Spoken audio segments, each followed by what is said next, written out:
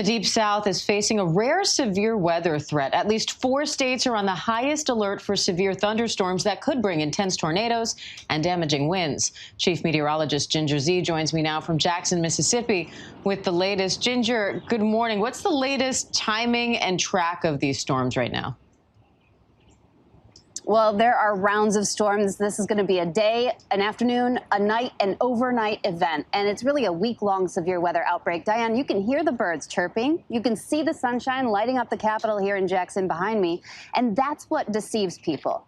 Sunshine is fuel for violent tornadoes. And I don't like to see a clear sky like this because that means that we've got the fuel. Let me take you to the map. We do already have tornado watches that include Little Rock, certainly Pine Bluff, over to Memphis, and even Tupelo. That's through 1 p.m. this afternoon. So the severe weather's already on the move. Parts of Texas, there are people without power on the order of almost 70,000 customers thanks to those damaging winds. We had the day before the day here, lots of lightning last night, and it was striking our affiliate WAPT. I've been in touch with all the meteorologists there. That was the hallway. Their generator was fried. They went off the air, so they're sitting in the dark there.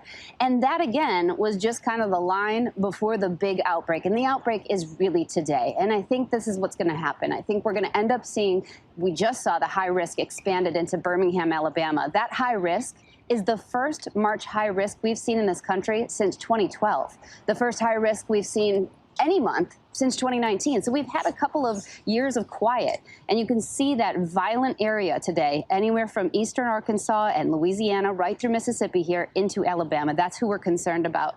And I can't emphasize enough, there will be rounds. So I think we'll start to see some pop this afternoon after the northern ones this morning. And then we're also going to see the overnight. And that's when it becomes really very scary. It will also move east, because it doesn't just stop, right, at the after it gets out of Mississippi and Alabama. You're going to end up with that warm front lifting, but it's the cold front that's going to kick off storms, which could include tornadoes from Savannah up to Raleigh. But anyone, Virginia, West Virginia, down to Jacksonville, Florida, needs to be on the lookout going into Thursday. There is so much to talk about. We don't get this type of high risk often, and we also don't see it in such populated places, and that's what's extra concerning today, Diane. Yeah, it sure is. And Ginger, we know a lot of people are on high alert for this severe weather, but can you explain what exactly does that mean and what should people there be doing right now? Yeah, the state of Mississippi has not had a tornado yet this year, which is not normal. They average about 12 for the first 3 months of the year. They are in this tornado drought, and maybe people haven't been thinking about it as much. Here's what you need to know. When you have that watch issued, that's your time to say, okay, we're getting ready. We need to have that tornado shelter. Today's a day where we could see those tornadoes that you can't survive unless you're underground or in a tornado shelter. So here are things that you can do when the warning is issued. That's go time. That's when you've got no more time. You have to get to some sort of shelter. You, of course, stay away from windows. You certainly get into the interior. If you've got a basement, you do that.